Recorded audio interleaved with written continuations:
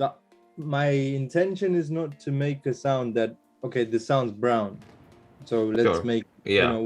for me it's kind of incorporating those sounds but in the language of Tamil. Like I was doing it for who, that big question mark was there, you know what I mean?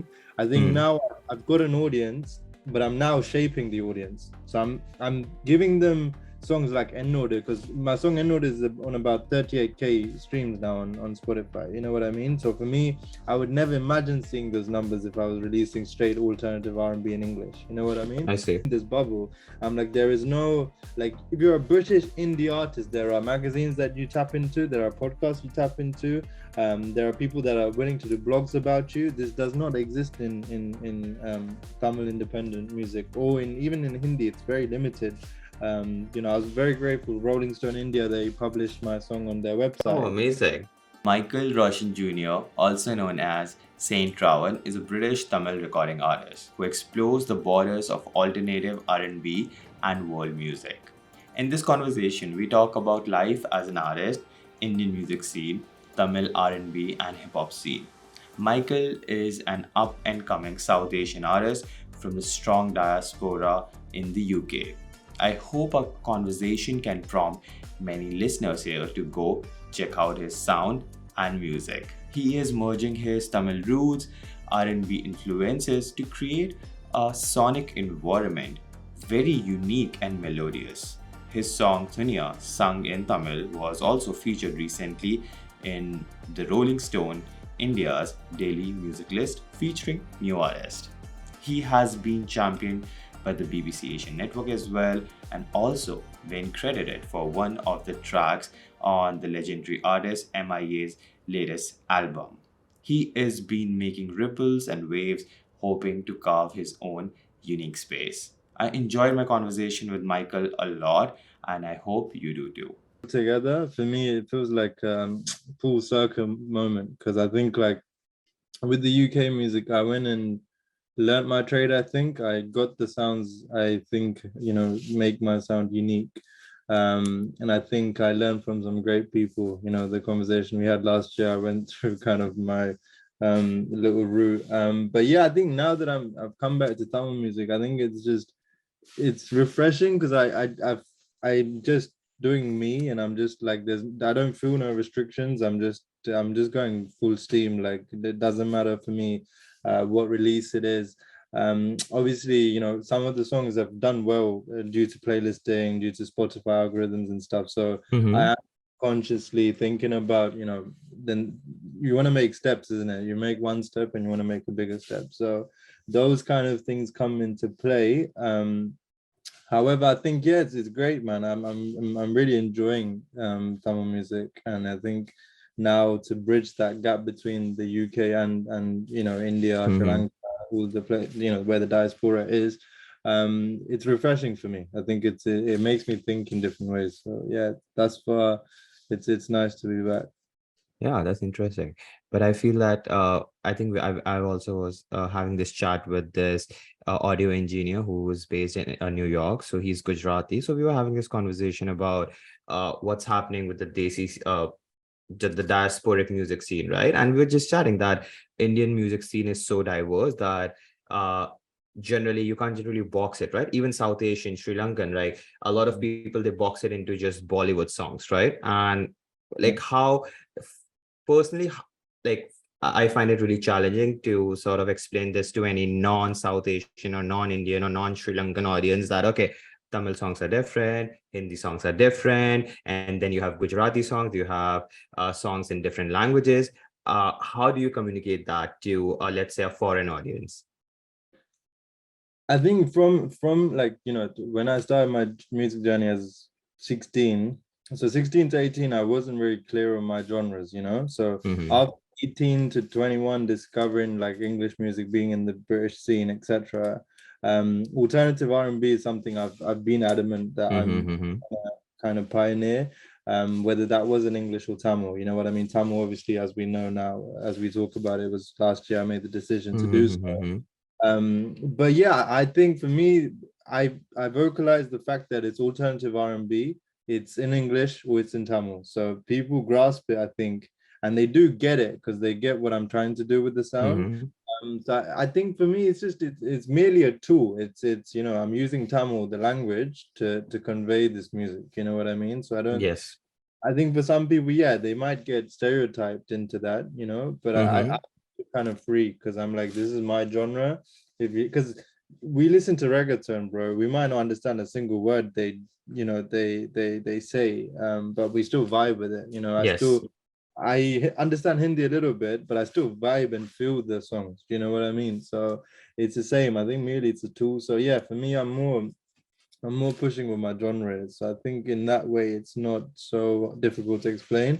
And I think when I do explain it to people here, they immediately say like, "Oh wow, that's a niche genre," because like Hmm. they're familiar with, obviously there's Bollywood, there's film music in Yeah, yeah, Bollywood, yeah. but yeah, you're right, they might not know the intricate kind of the Telugu cinema Mm-hmm. scene, the Tamil cinema scene. So yeah, you do kind of have to vocalize those things. Yeah, but to be honest, I feel that's the beauty of music, right? Even as you mentioned, even if you have no idea, like even if you don't get a single word of the lyrics, right? But you're like, okay, I'm just vibing with it because I think music is just a language, right? You just feel the rhythm, you just feel the vibrations, and you just, I don't know, it just subconsciously speaks to you, right? So, for example, even if you're speaking in Tamil and a non-Tamil speaking person, right, who has, let's say, who has no idea with any sort of South Asian music, and they're like, okay, I just love the vibes of what Michael is doing, what Saint Ravan is doing, and I think that's enough. I think, and that's why you mentioned reggaeton, right? You just vibe with what reggaeton genre does to you, right? So I think that's a strength for a lot of musicians, right? That's why, like, when people say that they're K-pop fans, they have no idea what they're singing about if they're speaking in Korean, but they're still just sort of vibing with it, right? So yeah, I think that's interesting. But let me ask you this: uh, like when you say that I made a decision to move to pursue just singing Tamil songs, right? Why do you think that happened? Like, was it, again, I know that you mentioned that you're trying to find an audience, but still, is it like much deeper than that? Is it for you personally a form of connecting with your sort of roots? Is that what's happening?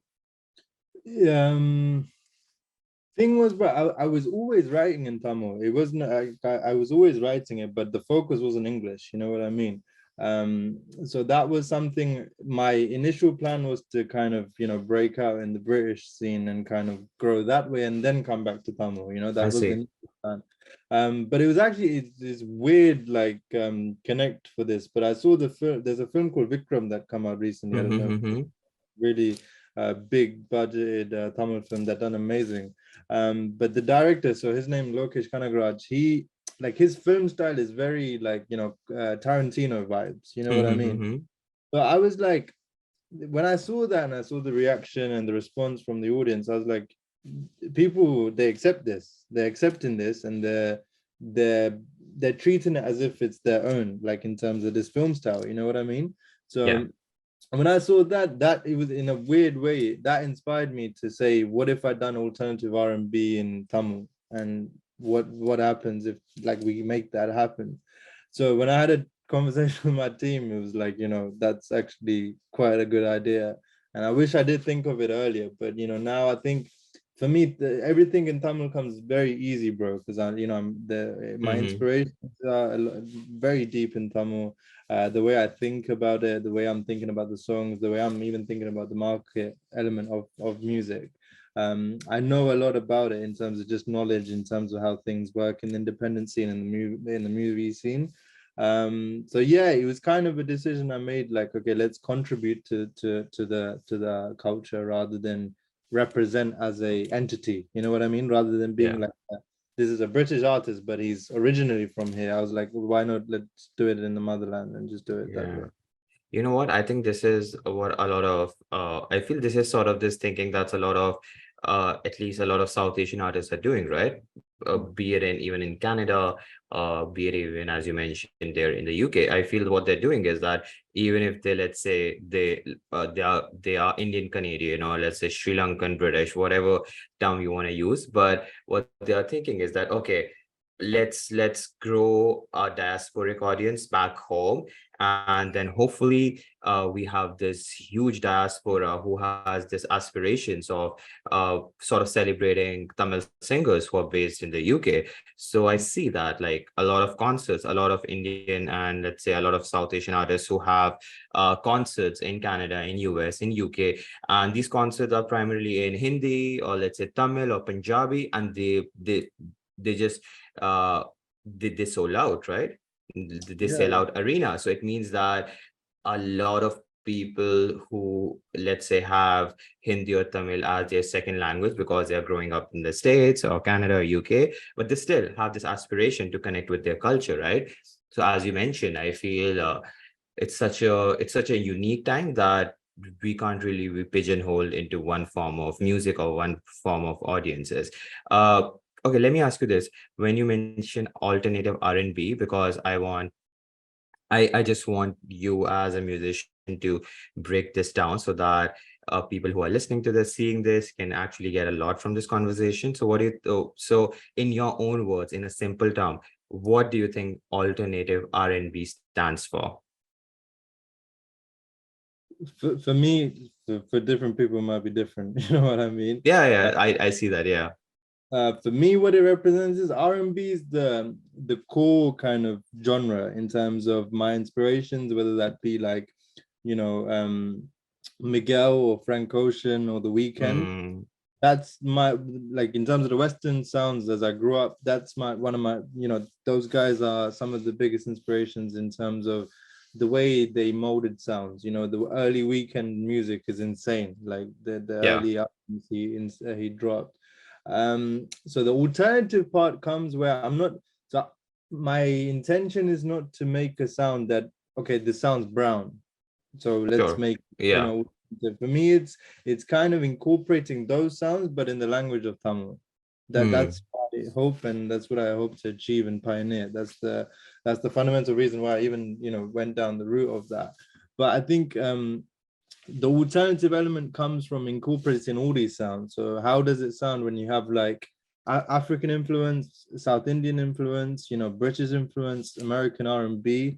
So that's like, for me, that's why it's easier to put it into alternative rather than kind of just call it, oh, this Asian R&B futuristic. Yes. You know what I mean? So yeah, I Yeah. think it's more simpler put that way. Yeah, and I feel okay. So what I'm getting from here is like when you mentioned that you're inspired by the sounds of the early Weekend, right? Like House of Balloons and some of Mhm. his mixtapes, and it was sort of darky, so sort of more dark, more I would say. Uh, it has this sort of world, this vibe, which is like it's melodic, it's sort of dark undertones, but it also poetic. So I see what you're trying to do with it. So instead of, because a lot of time what happens is that when we think of Indian music or music from the subcontinent, it's just sitar, it is those, what's the most common instrument that is used in Tamil music industry, that I'm just literally forgetting the name of that instrument? You mean the drums or like No, a it's a very distinctive Tamil sound. It's just like it's if you have to create a stereotypical Tamil music, like what the sort of, trumpet kind yeah, of yeah, thing. Yeah, yeah, yeah, yeah. What do you yeah. call that? It's yeah, I don't know the exact name, but it's like a kazoo. It's kind of similar to a Yeah, kazoo. yeah, yeah. What do you call? Oh, literally, Oh, I'm just like blanking on it. it's called bloody hell, man. Tabel. Is it tabel?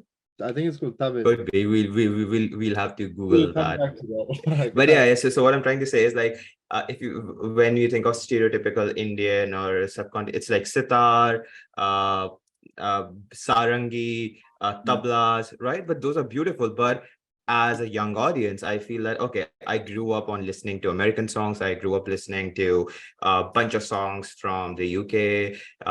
From even I was really into reggae. So it's just because of the internet we got access to these sort of beautiful genres from all over the world. So as an audience, I feel that why don't the South Asian musicians also incorporate these inspirations into their own music? So that's why I feel it's really interesting that musicians like you are merging uh, let's say alternative R&B style with this sort of already existing Tamil vibes that is going on, and the fusion is beautiful, right? That's the beautiful power of music, that how can you mix and match both worlds so that you are building a unique world of your own as a musician. And Yeah, that's very interesting, because I feel that a lot of South Asian musicians, what they're doing is they're merging EDM dance music to Bollywood yeah, music, right? And the yeah, fusion is fire, right? It's yeah, amazing. Similarly, I know that a lot of rock musicians, they are merging electric guitar sounds to that of or sitar, tablas, and the fusion is amazing. So I see that as I feel that the music audiences are demanding more from the artists, and they are really open to experimentations. So yes, I feel alternative R&B infusing Tamil sounds is something that I would really look forward to in the future. And I'm pretty sure that's why a lot of people are tuning into your music. So let me ask you this. Uh, if let's say if you're planning to, let's say, one day release a full EP, uh would it all be sort of this fusion of Tamil and British sensibilities, or it would be very instinctive, sorry, very distinct Saint Ravan universe? I am working on my EP actually. That's Oh, I've cool. not told anyone, but I'm saying on here. Yeah, I'm working on it. I don't know when it will come out. I don't know this year or next year, but I'm working on it. I'm consciously working on it. You know what I mean? Um, but I think, bro, every song I've released thus far. So like, Enoda was a mix between like it had like a cinema song sensibility alongside trap drums. So it just completely Mm, molded two different genres into one. My song called Nirandara, that's like literally Afro. It's Afro R&B, I'd say. You know what I mean? So I think everything I've been doing in terms of the like, I wanted to add on. So you were talking about the dark sounds. You know what I mean? sure. I've kind of grown away from that. I think I've got so much love now that there's so much light, and like I think I've grown away from that dark side. Not saying that's not gonna appear in my music. You know what I mean? But I think my song, the vibration is much lighter. I feel like all my releases, except my last one was a kind of sad song, so that had kind of those dark vibes. Hmm. But I think my aim is with the alternative R&B. I don't want to be caged into that also. You know what I mean? I don't want to like. I don't want an album that sounds like The Weeknd and Frank Ocean combined. Like I don't want something like that. I think I've got so many inspirations from like even the Afro wave right now is insane. Like the sonics that they produce.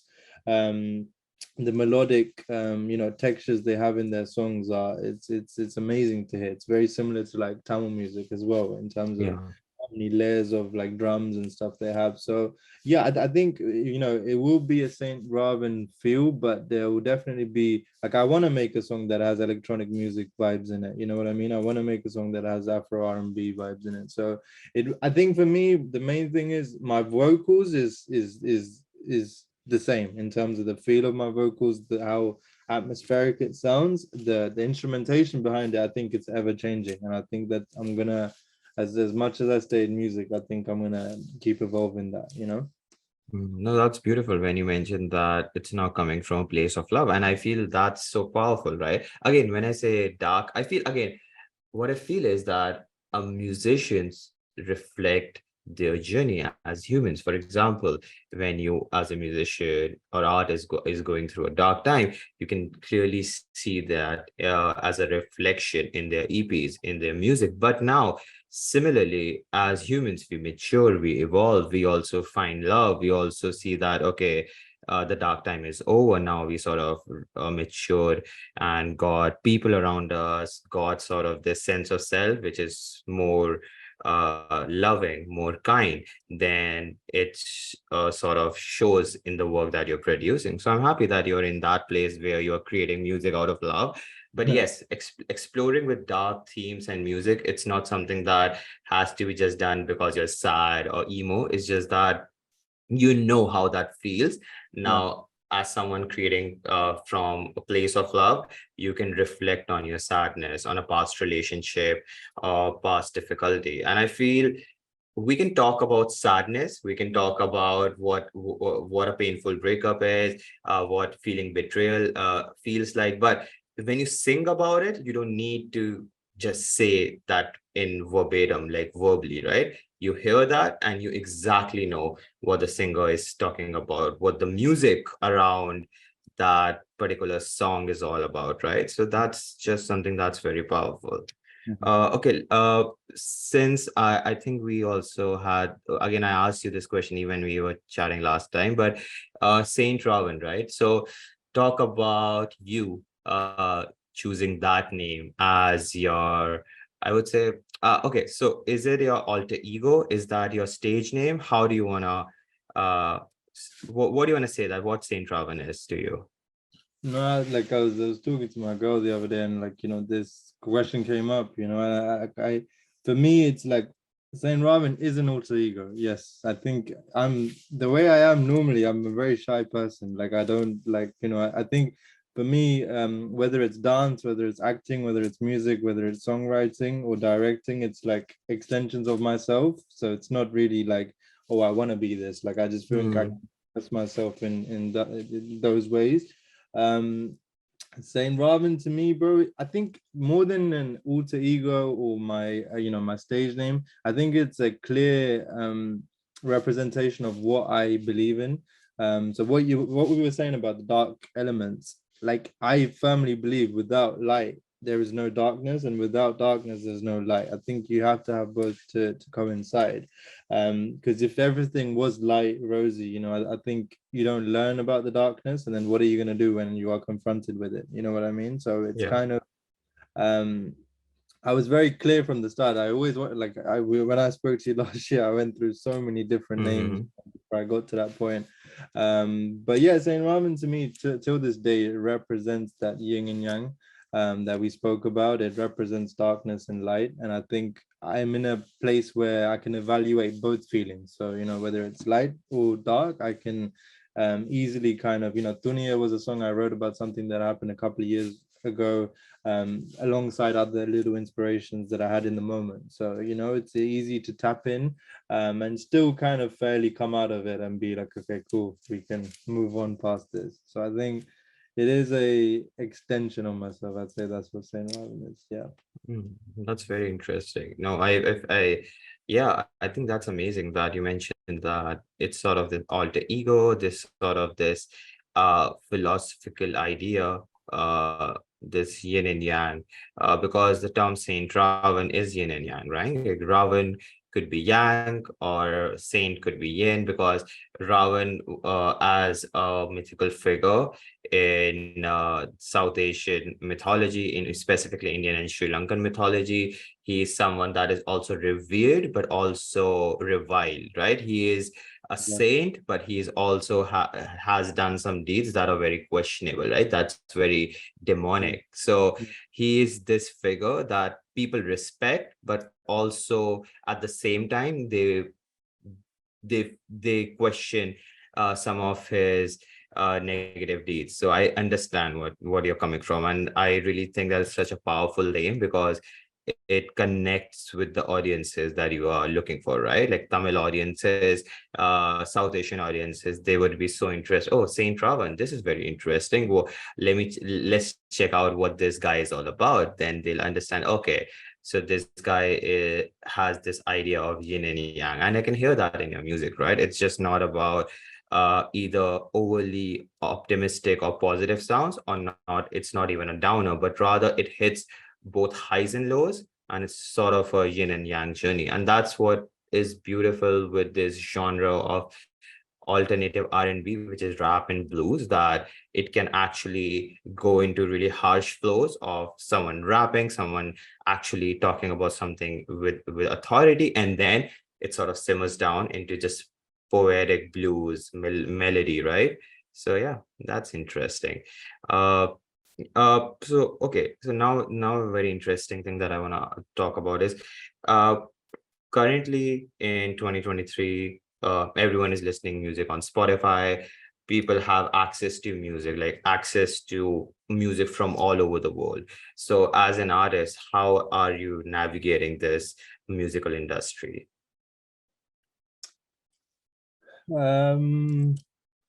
It's really and truly, bro. It's an extension to what, when you ask me why I decided to go down the Tamil market. So for me, like as much as I'm an artist, I also know the business side of things as well because I've been around for a minute. You know what I it's the number of people that listen to music in India is insane, Yeah, like, to be frankly honest, and it would be absolutely bonkers for me not to tap into that, you know what I mean? sure. Because when we had this conversation, from 18 to 21, 22, I was, I shed a lot of blood, sweat, and tears. Not that I am now, but I felt like I was doing it for who? That big question mark was there. You know what I mean? I think Mm, now I've got an audience, but I'm now shaping the audience. So I'm giving them songs like Ennode, because my song Ennode is on about 38K streams now on Spotify. You know what I mean? So for me, I would never imagine seeing those numbers if I was releasing straight alternative R&B in English. You know what I mean? I see. And so for me, I think I'm seeing my data and I'm analyzing what songs are hitting and what songs are not. You know what I mean? I'm seeing that they enjoy it because Ennode is a trap beat, which, I'm a fan of Anirudh, I'm a fan of A.R. Rahman, I'm a fan of Raja, all of these guys, pioneers of sounds, and they've already been doing the work for me. They walked so I can run, because these trap songs or R&B sounds or like electronic music, which A.R. Rahman used a lot in his music, people are kind of familiar with it, but they're Yeah, not. Some people, like the general audience, might not be fully aware that this is a synth, or this is a synth sound that is creating this pulsating wave. You know what I mean? um so I think I'm now, but why it's so cool that Spotify, especially Spotify for artists, it's showing me, like, Toronto is a big place where my music is heard. India is my biggest place where my music, frankly honest. I can see the different, Singapore, Malaysia, I get a lot of love, purely nice. diaspora people are tapping in. They might not know fully who I am. Maybe they've heard my music on a playlist or on a like, I see. uh, Spotify radio or whatever, but I think, like, I'm planting the seeds. So that's what I think. It's such an amazing thing that 38,000 people have heard my music and they might not know who I am. You know what I mean? Yeah, So it's kind of insane in that sense that anyone can tap into this domain of music. So it's definitely a great thing, and it's a crazy thing because you have to be on top of your game. You have to be strategic in what you do. Otherwise your music is just gonna, um, I have a lot of great friends who make music, but because they don't tap into the social media, the thinking behind music in terms of music business, their music's not heard. Some of them maybe have 100 listeners a month. You know what I mean? Not boasting my 5,000 that I might get a month, but it's a big step you need to make in terms of tapping into that. You know what I mean? And I think without that, we lose a lot of great artists because they're not ready to let that side of them go. So yeah, yeah, Spotify and stuff like that, it is a great tool to have, for sure. yeah.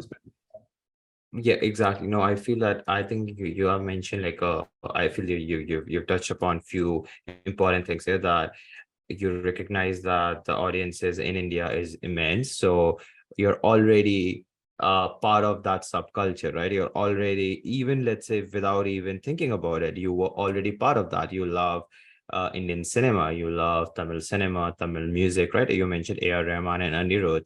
So you were already being influenced by their work. So it's just a natural progression for you to now sort of uh, put your 2 cents into how that musical culture is shaping, because we need young musicians that are sort of also uh, progressing the Indian music scene, because I feel the Indian music scene sometimes like every music scene, they have a tendency to be stuck up with one formula, right? Like I see there's a Bollywood formula, I see there is a Tamil music industry formula, then there is, I'm pretty sure when we listen to American pop music, there's just this American pop music formula. Then I'm pretty sure with a lot of British music, it's like a lot of indie British rock sort of vibe that just is so stuck. So it's like these are great, but as an audience, you feel that okay, I wish uh, artists would just try to push push forward, like just show where they are from. And I feel it's a natural progression for you to sort of tap into that. And I feel that a lot of Indian producers, they don't really get a lot of love that they should get, like especially A.R. Rahman. He's just such a musical genius. Even Anirudh, right?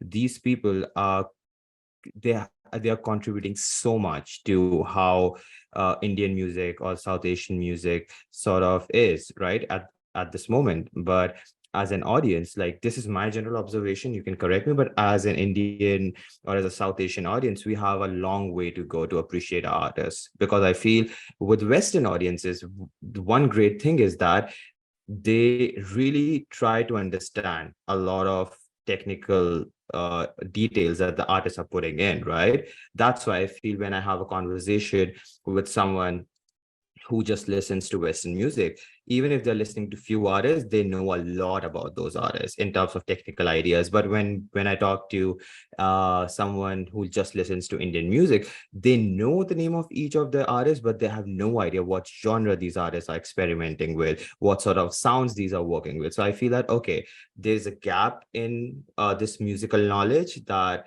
a lot of Indian audiences do not really get. But I feel that a lot of young artists like you, if they are experimenting with a lot of these interesting ideas, a lot of young audiences would sort of be incentivized to research about these things, right? So it's all about exposure, ideas being also thrown, ideas also being discussed in these conversations, so that audiences might search, okay, what are these guys talking about? What is alternative R&B? What are these guys are really on about? Okay, let me Google this for me, right? So yeah.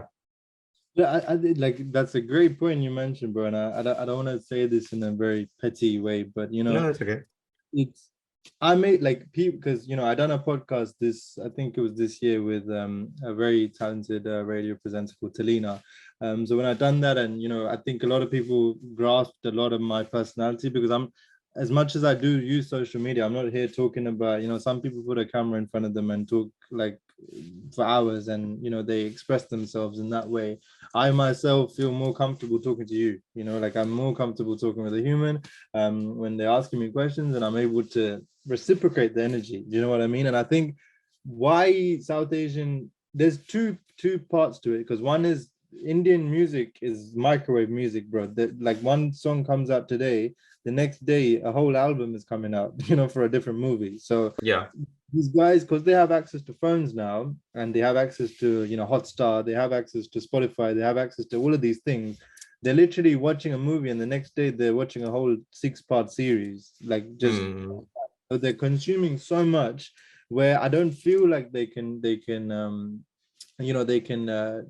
in fully. Because I think, like, if I listen to the Weekend album, I'm listening to that for a good couple of months and analyzing it and listening to it, you know what I mean? So that is one part of it. And the second part, which it's thanks to people like you, which is, I don't think we have platforms enough for South Asian artists, even we don't have these conversations enough for people to get these ideas, right? That's what you're talking about. Exactly, bro. Because I think, as especially for me, it was mind blowing coming into the Tamil scene, because I was like, I done that when I was 16, and I'm 25 now. I'm getting a bit old, you know what I mean? But when I come back and look at it, it's crazy, because I'm like, it's a little bubble, and it's like all the media is controlled within this bubble. I'm like, there is no, like, if you're a British indie artist, there are magazines that you tap into, there are podcasts you tap into, there are people that are willing to do blogs about you. This does not exist in Tamil independent music, or even in Hindi. It's very limited. I was very grateful. Rolling Stone India, they published my song on their website. Oh, amazing. Again, bro, it's a very Niche. It's a niche market. I know what you're talking about. No, but on that, that's great. That no, so, I don't want to cut you off, but I just want to, like, see that it's very interesting that you mentioned that, like, every specific music scene has a media outlet, right? That is sort of helping it. But with Indian, you can continue that. But with India, it's just Tamil music industry has its certain rules and hierarchy where they would promote certain artists. Similarly, Bollywood, the Hindi film industry in Bollywood, they would just promote certain kind of artists who are singing, as you mentioned, this sort of churning this microwave music on and on again. So what about artistic expressions, right? Like you mentioned, you listen to a weekend and you listen to a weekend album and let it sit for 3 to 4 months, right? Absorb it. But I wish we had that in India, and because there are such great musicians, producers, and artists, that we can get such great album that is actually rooted to the Indian musical traditions. But because of this sort of industry setup, we are not getting that. Yeah. I mean, like, if I was signed to Sony Music South, I think me and you would be having a completely different conversation. You know what I mean? We'd be having a conversation where I'd be sitting here, showcasing an album which has all the elements I want it to. You know what I mean? I think that's where the thing is, bro, we live in a time where TikTok music dictates a lot of things. You know what I mean? There was Yeah. this, what the song name was, really good, a really great song, but it's like an Indian tabla, like Carnatic vibe mixed with EDM. I don't know if you know the song I'm talking about. I'm thinking about it. There are a bunch of songs that I've heard that has those sort of vibes sort of mashed in together, but I'm just trying Yeah, to place it in that my head. song blew up differently. And then she created a very great song, and I think she's blooming now in her music career. But I'm like, we live in a career where, I mean, so we live in a time where like you have to wait for these things to go off. You know what I mean? To kind of tap into those budgets or those links to say. Because I think I really recently had a meeting with a UK based, like one of the biggest labels in UK, and they love the music, you know what I mean, but they want to know what the social media outputs like. And I think if you have the right stuff, again, I think like we had this conversation last year, I think if you have all the right elements, we can make stuff like The Weeknd. Do you know what I mean? I think an artist I respect a lot recent times is Sean Vincent de Paul. I think he's really pushing boundaries, but at the same time, you can see he has the right infrastructure around him. He has the right teams, and the right people are pushing his sounds. So I think, Yeah.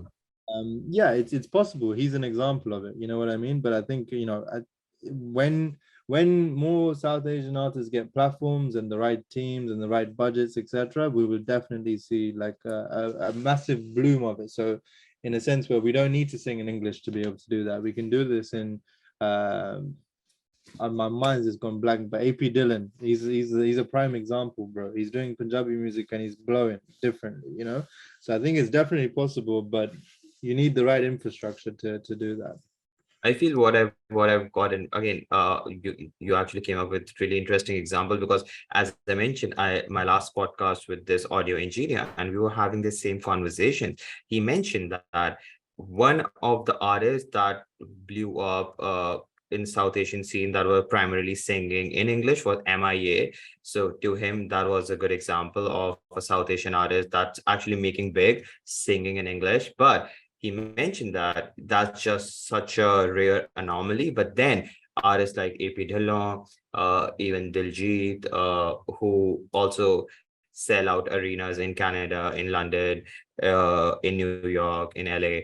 But what he mentioned is that these artists, they go back to India, they actually build their audiences. Then because Indians, Sri Lankans, South Asian people, they have such big diasporas all over the world. Yeah, you mentioned Malaysia too, right? So what these people do is they build their audiences back home in India, and when they have a sizable audience, then they move back to overseas market, and they just wait that the diasporic audiences, they show up in their concerts. So similarly with AP Dillon, he sings in Punjabi. He primarily had a young Punjabi audience, and now because he was so big with the Punjabi audiences in Canada, that it just sort of became this big name in Indian music scene, in Canadian music scene, even amongst a lot of Punjabi diasporas in America, in the UK. So I feel that's the natural step for a lot of South Asian artists.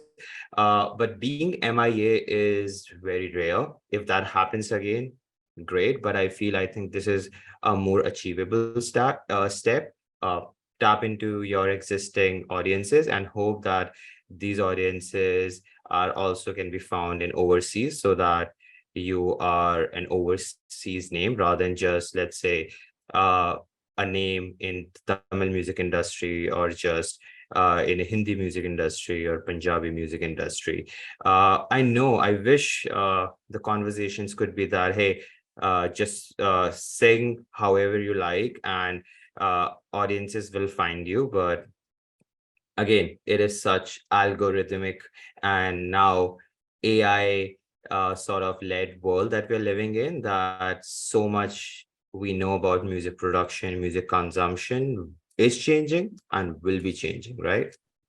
For sure, man. It's a crazy, crazy world we're going into. I think it is. Yeah, there's so much going on in terms of, people are able to. I'm sure they'll be able to create genres soon. You know what I mean? Like you put into AI, you want a Brazilian song that sounds Tamil. I'm sure you'll be Oh like yeah, I've yeah, yeah. been seeing. So yeah, I think it is kind of dangerous because we're like, 6 years of my work that it's taken me to create an alternative R&B sounding Tamil song. It might take 5 minutes. You know what I mean? Yeah, So a kid sitting like in his or her basement, just, hey, I want a song like Saint Ravan in this way, and boom, you got it. yeah, it's insane. But I think, but you said I wanted to add this point earlier, but I think especially in South Asian, bro, we have a lot of great musicians. We have a lot of musicians. We Oh have a yeah. lot of talented musicians, but what we lack is artists. I think not everyone is an artist, and I think you mentioned MIA, the legend. So she's someone who, like, she was accepted by the West and the East, audiences, because she had a story and she had the vision, everything. Everything was all concise in one thing, this identity of MIA, where the fashion was on point, the music was on point, the videos were on point, the message was on point. A story that it was relatable to a lot of people. What happened to us in our back home is not something that, it's something everyone's faced. Like Palestine, it still happens. There's a lot of countries where similar problems do occur, and people can resonate with that. So I think that's why we might not see. I think like some Priya Raghu is someone I see that's kind of crossing borders, but I still think like to get that level of stature, I think it's very rare to get in this time of day. But I think it's another reason why the South Asian market is so saturated, because we have so many people releasing music. And again, Yeah. like you said, the formulas and all of these things, bro, it comes into play. You know what I mean? Because it's like, do you get it's very easy for a very viral song to blow up now and collect this much views and followers and whatever, or do you have a 20-year span where you're creating a legacy? That's the crossroads a lot of artists are at, especially like when they're ready to go to the next level. You know what I mean? And I think like you're saying, AI, Spotify, all these data is not helping at all, because you're constantly having to think what to do next. Yeah, and I think this is the biggest challenge with a lot of. So I'm just gonna say, again, as an because I'm not a musician, but I'm a music fan, and you mentioned arts. I love arts. When we say arts, culture, films, music, uh, fashion, representation, these are the things that gives me confidence, gives a lot of brown people, Indian people, Sri Lankan people, South Asian people confidence to live authentic lives, be it in New Delhi, be it in Vancouver, be it in London, because eventually it's also about this idea of that this is my music, that I'm really proud to sort of say that this is the music from my heritage, this is my culture, and but this pride has to come from a place of authenticity, right? And also has to come from a place of that young youth culture. It's like saying that, hey, why don't you just vibe to 90s Bollywood music? For us, who are in 2023, in our 20s, we would say that, okay, that's great, but I feel that as a society, we are responding to different challenges. So we need different sound of Hindi and Tamil music, which is mixed with these Western sensibilities, because these days we are living in these sort of cross-cultural worlds, that we are also, one moment I'm speaking in Hindi, then a moment I'm speaking in English, then moment I'm speaking in English, which is mixture of Hindi and English. So it's just that I have so many different personalities depending on who I interact with. So someone like me needs representation, music culture, and films that talks about that experience, right? So South Asian artists still have a long journey ahead of them, a long road, but I feel that there are some artists that are popping up in the scene, but again, we don't have that push, man. It's just that, as you mentioned, that artistry, right? Because someone who wants to grow big has to have uh, this sort of philosophy, this idea of who they are. Like for MIA, she became big because I feel that she was representing in terms of culture, fashion, film, so not film, sorry, music, and a lot of these ideas that were connecting Western and Indian audiences. And I hope some South Asian artists and musicians, they actually find themselves and they say that, hey, I feel that it's for me to just say that I'm Tamil, or for me to say I'm just British. That's not fully me. I am me. And what does that mean, right? These are the questions you need to ask yourself and also to your audiences. Yeah. I mean, the thing, like, yes, 100% what you're saying about, the connect, but a big part of it comes down to actually, do the Western audience accept you? And I think, like, oh yeah, we'll talk about that too. Yeah. we live in a society, and we have for years on years, where we've wanted to be. Again, this was a big major point for me, because I was like, I'm trying to get accepted by a society that might not give, like, they might not really care about what I'm trying to say. You know what I mean? So I think it really depends on what your purpose is. And for me, I'm very clear. My purpose is to pioneer alternative R&B in my language. That's simple as that, and it's something I'm gonna fulfill, and I'm gonna chase. But I think, again, I think what's her name, Ravina, like, she's like a soul R&B artist. I don't know if you know her, but she's someone, I think she for me, I see her on like Jana Aiko vibes, and on that level. And I think, people have tapped into that, people like it, and she's cultivated her own audience. You know what I mean? So I think it's more than a race thing. It's whether people connect to you as an artist. You know what I Yes, mean? definitely. And I think, yes, I think for me, it would bring me more great joy if I could, like, where I stand now. A year ago, when we had this conversation, it was completely different. You know what I mean, as to my aspirations. But right now, if in 10 years' time people say SAINT RAAVAN pioneered alternative R&B, I feel like my purpose is done. And I think in terms of my contribution to music, I've done what I need to do. You know what I mean? So I think it all comes down to what it is you want. And if someone is able to cross that border, then it's great for the culture. You know what I mean? And I think there's definitely scope for that. It depends on, again, how much they accept you. That's Yeah. No, you're right that again, when I was talking about authenticity, right? I feel that we don't need Western acceptance. Similarly, I feel that we shouldn't also be looking for this sort of Indian acceptance, right? Why do you feel that? So, for example, if you just sort of box yourself into what audiences want, then I don't think so that you have an original voice. As you mentioned, you found your way, that you want to pioneer alternative R&B in your language, that's Tamil, and that's beautiful. Again, you are not thinking of Western acceptance, but you're also not thinking about, okay, if I sing in Tamil, that Tamil audiences will accept me. It's something that's coming to you naturally, right?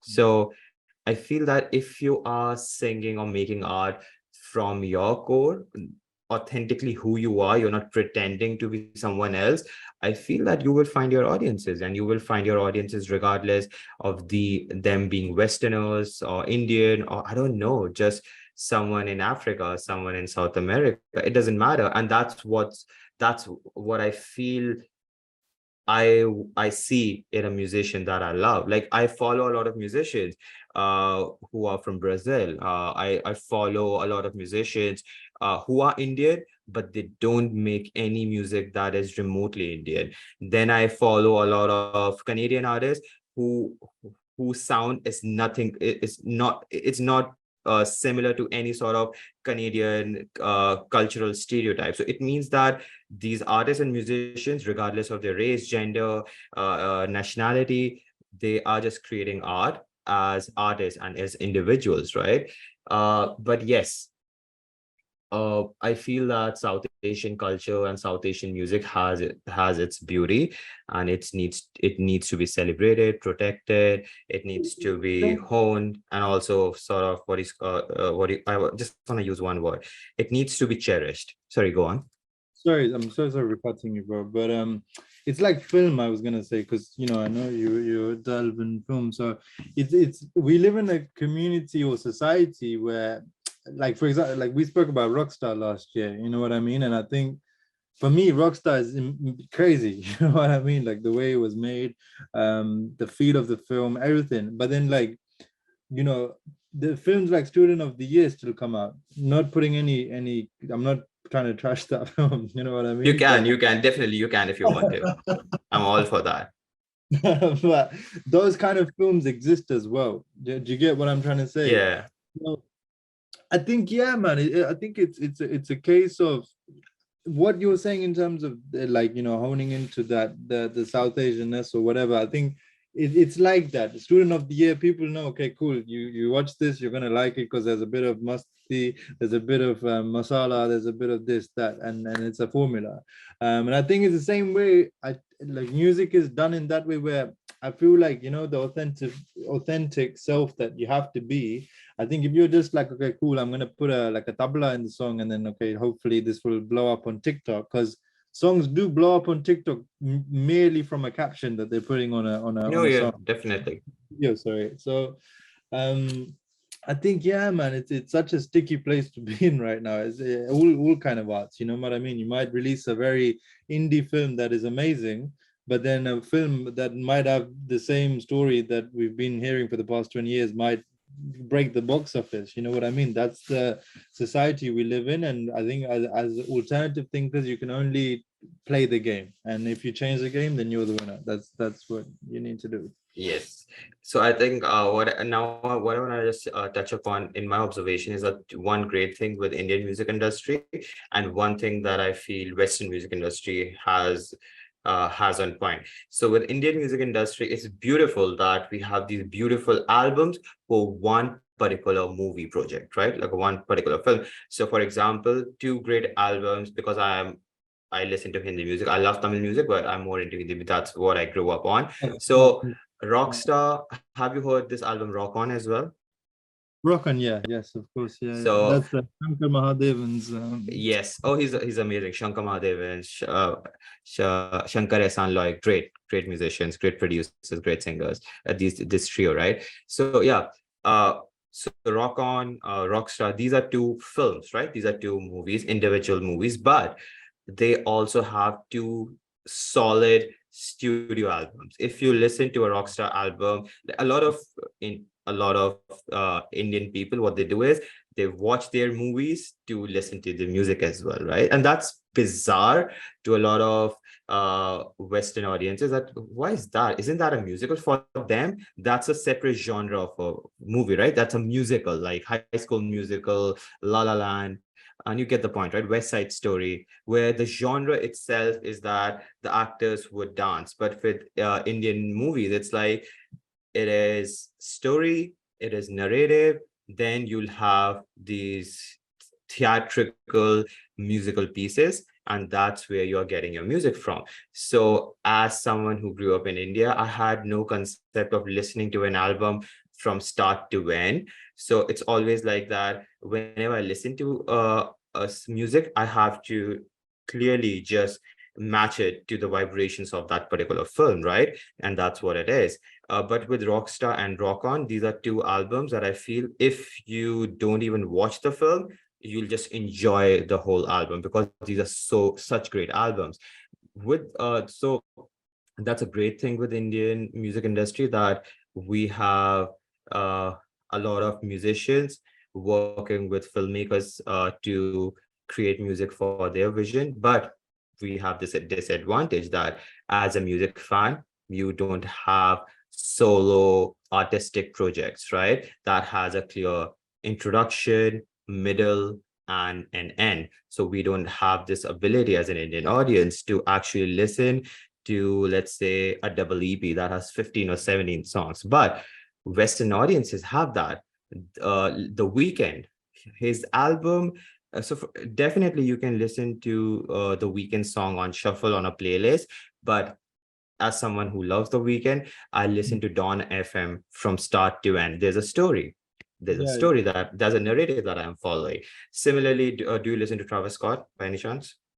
I was a fan like when back in the days. I tried to listen to Utopia. It sounds very unique. But yeah, I need to give it a proper listen. So it's like I have to listen to Utopia from start to end. Then I'm listening to this album, like I think it's my 7th time now. I'm still processing it. I'm still sort of, I'm trying to do that with Indian music, but we don't have current albums like that. And I wish we have such great artists, right? I wish they tap into their creativity, and I wish the industry allowed them to also release solo projects, right? Instead, regardless of their films.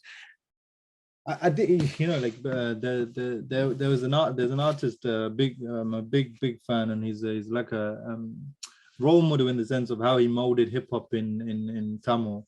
But hip hop Tamil, like they were releasing independent music, and when they stepped into the cinema scene, they've been killing it. But I think when you have the reason why, like for example, like don't get me wrong, the talent is there, but I think at the same time, if you have tools to if you're in the studio and you can go, okay, cool, I want a scene where I want like strings, but at the same time I want like a tabla, at the same time I want like sitar. You have tools to get all of that very quickly, because there's so many musicians in India. You know what I mean? I think because these movies enable the music directors to do that, I think it gives them the freedom to do that. Because if you listen to A.R. Rahman's albums, bro, I think it's so amazing, because he just explores. He just merely explores with the movie as a vehicle. You know what I mean? Yes, exactly. No, that's what I mentioned. Great point. And that's why, like, this is a strong point for Indian music industry, but at the in the hindsight, it also is sort of undercuts my musical exploration. But please go on. No, I think like like not just me, whichever South Asian artist that it is, that have something to say. I think if you have a 12 track album, which they've done the work, they've contributed to it as a visionary, we will certainly, bro, like we will certainly have an increase of people. Like, I think we're alternative thinkers and we listen to albums. Like I used to listen to Blonde like non-stop, front to back, just to feel every single element of the thing, and be on Twitter like, what did he say on this song? You know what I mean? So we all do that, and I think once that culture is built in the diaspora, because I think the diaspora audiences are still learning, because I think we love the viral stuff, right? We love the pop stuff, so it's really about diverting them and giving them experiences. Because I think if like, for example, if MIA wasn't there, maybe I might have not known the Indian sounds that she incorporated with hip hop. You know what I mean?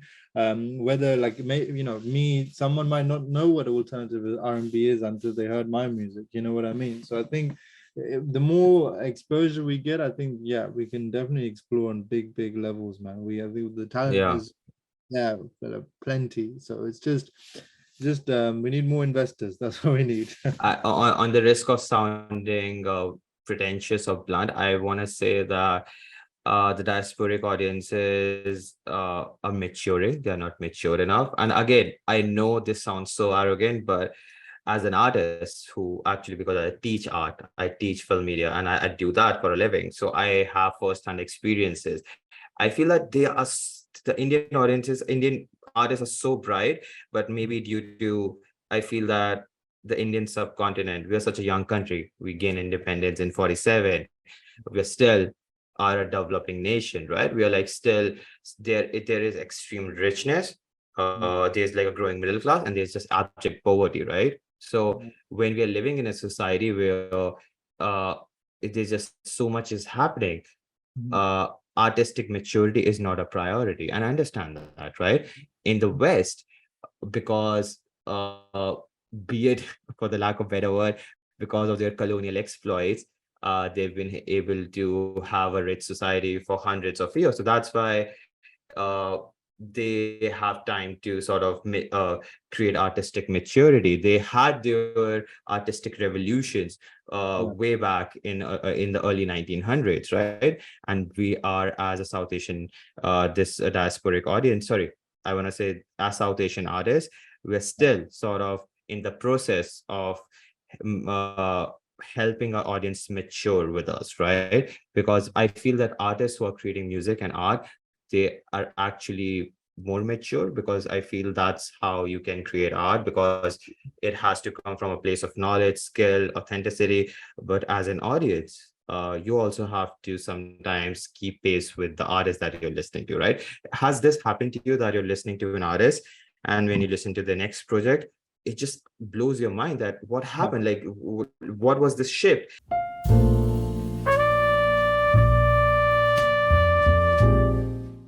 Was that so I'm listening to this artist, right? So I'm a young 20 year, so I'm a 19-year-old kid who's still learning, who has no idea of these musical genres, who's still immature, right?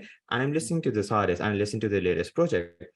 I hate it because I don't get it. I'm like, what the hell is this? Then after 6 years, I listen to that project again. Now I have a better perspective about life. Then oh, this is what it is. And then I feel unintelligent. I feel dumb that, okay, I wasn't mature enough to actually understand them.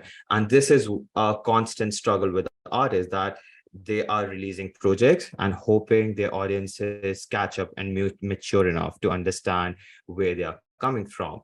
So I feel that I wish South Asian diasporic audience is also mature enough and sort of just start appreciating what is just not Bollywood music, what is just not Tamil uh, uh, film music, but also appreciate, okay, I see this artist is experimenting in this new direction. Let's follow this. And one great example of this in Tamil music industry is this amazing Tamil hip hop scene. I love that. It's so unique. So yeah, I see that's happening as well. Like some mature audiences are really pushing their way towards these artists, right? And encouraging them to grow. But then what's happening is some audiences are just bringing these really talented artists into just Bollywood mainstream, just make Bollywood mainstream music and just do not grow. We just like you at this level. Do not explore, do not experiment. You know what the thing is, bro? We live in a time where arts yeah, like I'm sure well how difficult it is to be an artist or an actor or a director or whatever in this current climate. If you have a substantial, I don't know, like a rich parent support system or whatever it is, brilliant. You know what I mean? You do what you want, you wake up, you decide what you want to do. You know what I mean? If you don't have that, and which a lot of people, especially South Asians, who come from middle class families, we don't have, is the ability to do that. You know what I mean? So if it's like, it's really the crossroads is if you have an opportunity to do something viral, or to spend 10 years fighting for something, it's that. And if like you talk about the Tamil hip hop scene, one artist that I know, called MC Sai, he's someone I've seen for the past, like, bro, 20 years, maybe 15, 20 years. He's been pushing Tamil like Tamil rap music, you know, and I don't know how much money he's seen for it. You know, I don't know what he does to sustain it, but you can definitely see a very honorable fight towards the scene. You know what I mean? I think especially like, you know, the pop scenes and all of that, you can kind of see, you know, not I'm not shy to talk about it, but you know, it's very easy to get 10,000 from your parents and make an album that sounds amazing and make a visual for it. It's very easy, and I've been around people like that and that have done that and have been successful, and great to them, you know, because they have that support system. um so yeah, I think that, you know what the thing is, yes it is like, yes it is maturing as audiences, we need that, I think, but as well as that is the platform. Again, it all comes down to having all these things, bro, because I'm like, you know, I could, one of the main reasons why I haven't released an EP yet is because I feel like the audience are not ready for it, because I think it's too ahead of time for now. So when it is ready, and when I am able to give it to them in a kind of consumable way, then yeah, I'll 100% release. And the worst thing as an artist would be to spend so much time on something and so much money and effort and not heard. I think that's the worst feeling that an artist could have. You know what I mean? I know.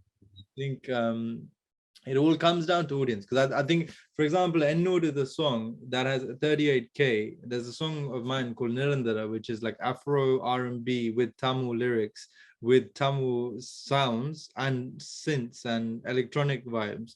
And I'm like, that song for me is one of my favorite songs I've done, and I think it's one of my best songs. And that's on about 16,000. So it just tells you that you don't dictate what happens out there. You know what I mean? The audience will take it. Whether they like it or not is it's a big question mark. You know what I mean? And I think as South, like, again, why I told you in the beginning of this conversation, I feel so relaxed and, you know, so carefree in terms of this industry, because I'm just releasing, bro. Like, I'm releasing back to back. I don't care. Like, I don't care about, like, I am putting a lot of thought into the artwork and like how I release it, but in terms of like a video and stuff, I don't really think about it, because I'm like, I'm also racing amongst a lot of other musicians who are releasing non-stop. You know what I mean? So Yeah. you either release or you're not going to get hurt. It's simple as that. No, I see that. No, I feel that, like, sort of now finding a positive side of this is that I appreciate that a lot of amazing Desi artists, what they're doing is that they are just creating stuff that they love, that they are just, okay, I love, I know a lot of rappers based in Delhi. So as you know, like, India is such a big country. Each north, south, different languages, completely different sensibilities. Even in Hindi speaking states, different slangs, right? Delhi has a different slang, Mumbai has a different, and similarly in Tamil Nadu itself, like in Sri Lanka, they speak Tamil, different accents, different sensibilities. So there are just artists who are like, okay, I'm just going to own my accent, I'm just going to own my slangs. And then what they do is they're inspired, let's say, from Biggie, from Tupac, from Kendrick Lamar, from Jay-Z, and I'm inspired from Black artists. I am a Delhi-based artist. As you mentioned, they don't have money, they don't have luxuries, they are living in a lower middle class household, but they are talented. They have this sense of music sensibilities. They have they have influences from overseas. They have influences from the greats in their cities. They merge those sounds. They put it on Spotify. Boom! They don't need any money. They just needed some equipment. They got it. They got help from their friends, saved some money, got their first song out there. If it's authentic, if it's good enough, it hits that marker, right? It hits that 30K, 50K, even 100K listens, and it just changes their life, right? And then if they get a Bollywood project, like to work with A.R. Rahman, even if it's artistically that's not their sound, it's a great platform for them to showcase their life. And after that, when they have resources, money, they can create their double EPs where it actually explores philosophy. And I see that. I see that artistic journey, right? It is difficult. A lot of time it's luck dependent. A lot of time it is dependent on the maturity of the audiences around you. A lot of time it's just that some random media influencer found your song really nice, they put it in one of their TikTok videos, it blows up. So there is so much random variables at play. You have no idea. The best thing for you is to be true to yourself. Make music in whatever language you feel comfortable in. Just be authentic, and I feel that you will find an audience. And I feel uh what you're doing is also true to yourself. It's very authentic. And I think the only purpose of this conversation is to have music fans to listen to this, learn from it, or maybe just help us understand better that, hey, maybe these are the things that you might not have discussed, right? And how can we make these conversations much better? How can we include different perspectives? So yeah, I'm just really hopeful for the Desi music scene. And I just wish that artists like you come up to the scene from different parts of the world and add to the cultural zeitgeist. Yeah, man, 100%. I think it's happening right in front of us. It's whether we wanna, if you want to stay stuck in, okay, we want to be Western, we want to be we want to be appreciated by the Western world. I think it's a game you've already lost, because if you're not accepted by your people, what is the point? You know what I mean? Yeah. So I think we need to hone our artists, bro. I think AP Dillon is sick. I think Divine is sick. I think Sean Vincent de Paul is sick. And I've named 3 artists that are from 3 different parts of Asia. You know what I mean? So Yeah. I think it's there, and I think all 3 people I mentioned are artists in their own right, and they have a story and they're doing it. And I think my goal is to join them, and I think if every other South Asian artist decides to do that, I mean, I know some people can't speak the language, you know what I mean, but they might have the passion towards it, and it's okay to do that, you know what I mean. But I think the more and more we support each other, get the right platforms, like, you know, we've been here speaking here, and I've been able to converse my thoughts and opinions, and we've been discussing topics that might not be spoken about unless we've done this, you know what I mean. So there's many more like me, and it's like I think our voices need to be heard, and I think the more and more support we get, because one thing we have to remember is, for even like this is a big major label that's telling me this. Like, I met the president and he was telling me this, and he was like, people find Latino music nice, it gives them good vibes, right? People listen to K-pop, that's nice, you know what I mean. But for some reason there's not a connection with Indian music for the real arty people. Because one thing you got to remember is, bro, the sonics that inspire us in India, or Sri Lanka, or any of these diaspora countries, is really, they come from very deep vibrations. Like, whether it's a sitar, whether it's a tabla, these are all related to God at the end of the day. You know what I mean? The instruments that come from God. So yeah, maybe it's just the fact that those guys are not ready to hear this. You know what I mean? Because it's a high Could be. I think that's a good perspective, that maybe the Western audiences are not mature enough to appreciate South Asian music at this moment. They listen to music that's 1 minute long, and that's what's blowing, and that's what's wanted by them. They have a capacity of 3 minutes, but unfortunately our people are the same, because of, like we spoke about, the movie music, how much independent music there is. It's great. It's a great time to be around, I think, because it's like there's so much going on, in terms of, there's so many collaborations that you can do, there's so many people you can tap into musically. But yeah, at the same time, it's I think, you know, when you create a purpose and an artistry behind all of this stuff, like I mentioned, Divine, he has an artistry, bro. He has a story. His whole thing is, I think the artists that we admire have that. That's why we admire them so much, and that's why we buy into their story, you know what I mean. And I think, like, it's like this, you know, like I don't know if you know Chaiwala, like the restaurant, you know about Chaiwala? Of London? Yes. Yeah, So we just got like like their branch open somewhere near Vancouver, so that's cool. yes, yeah. So this is the difference. There's Chaiwala, and then there's your local, like, I don't know, your local Indian restaurant down the road. It's like, why is one doing that and why is one doing this? Do you know what I mean? And Yeah. it's because they've got, Chaiwala has the image, it has the packaging, it has the vibe, Yeah. that you want.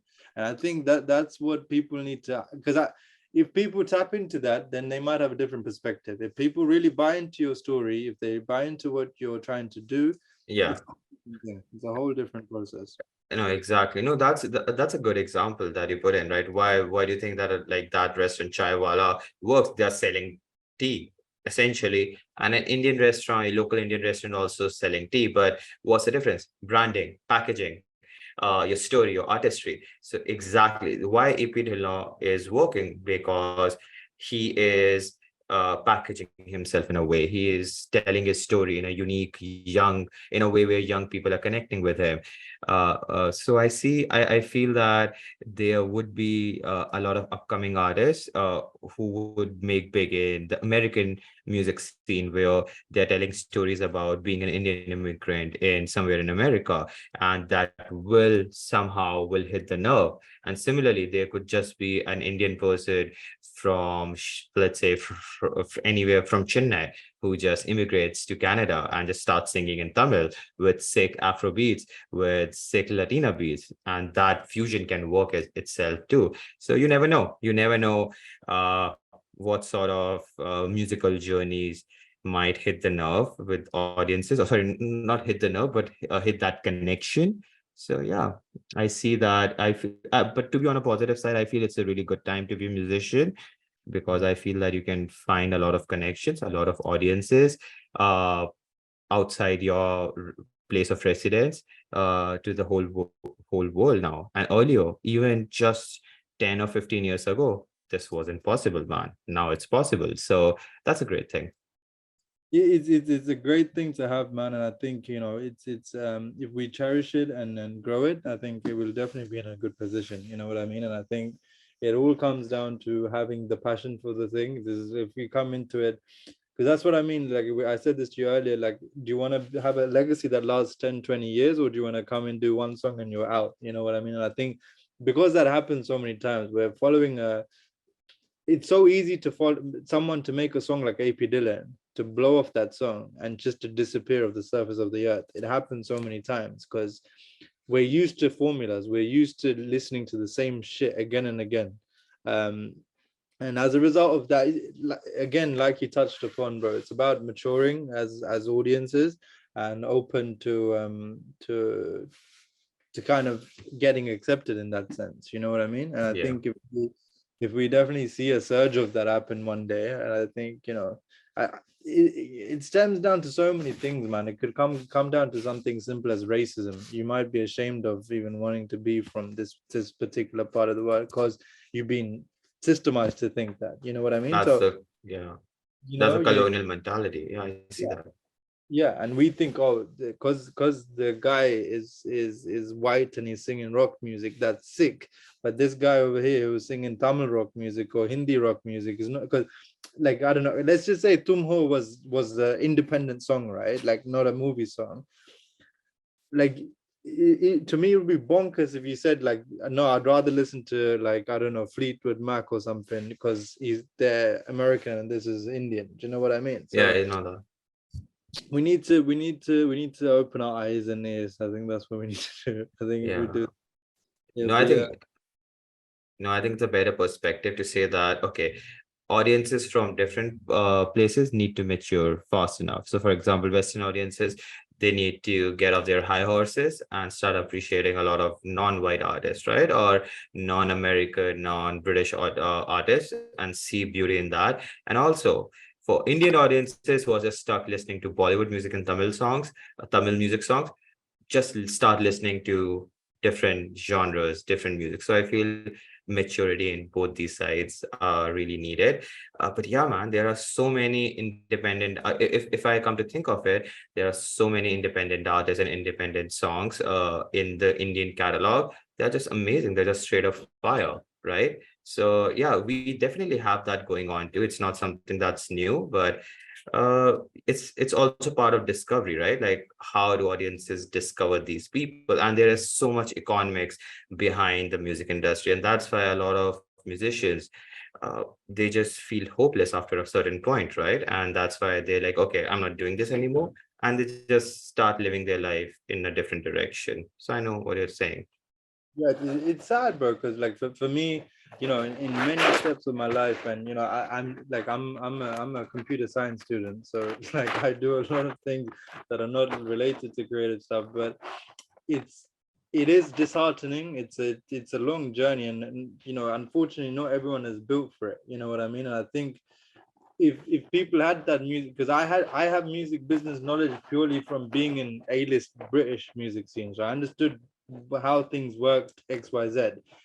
But then when you go to India, you realize it's not much different. All these industries are not much different from how they operate. It's a small bubble, and it's whether you accept it in that bubble or not. It's fundamentally that. And then it's how you tap in. The reason why people like Divine are glowing differently is because they got the audience. So you can, like I said, you can replicate songs, you can get this, and a label can replicate a sound again and again and again, and they can attain such growth in the artist. But if it comes down to audience, bro, and that's why diaspora audiences will tap into that, like you said earlier in the convo, because our people are there to support people if it's something that they resonate with. So certainly people took more, I think all of us, even myself included, can do it. But I think if we really understand the business and the mechanics of it, I think it can definitely help us propel. Because I think if you have the mentality that, okay, I'll just release a song and then let's see what happens, you're not going to get really far, like especially right now in the TikTok world we live in. Yeah, man. I feel we had such a great conversation, and again, I know that when we meet again, we'll have more to discuss. But yeah, man. Thank you, Michael. Thank you, Saint Ravan, for taking time out chatting with me. And I will definitely leave all the links behind for all your great songs, and also will try to put some clips of your song, in the podcast edit so that people can just sort of see, if they are getting first time introduction to your music. So what is Saint Ravan and what is your music? So yeah, I sincerely hope that the next time we speak, you have more Spotify numbers. And yeah, you become a big artist and you can come here in Vancouver to perform, to tour. So yeah, I just hope all the great things for you. So yeah, and I hope to chat with you soon. No, 100%. Thank you so much for having me. And if anyone's listened thus far, then thank you. It was great. Minute. But yeah, man, thank you. I think the platform is amazing, and I think more people like yourself should come forward and really, when we spoke last year, you have the same passion as you did. Like even if um, the numbers are there, the people are there. You know what I mean? You're doing it for the actual art and for the culture. So honestly, thank you so much. It means so much to me to have this conversation. And yeah, man, hopefully next year when we come for the anniversary chat, we can be both in a better place.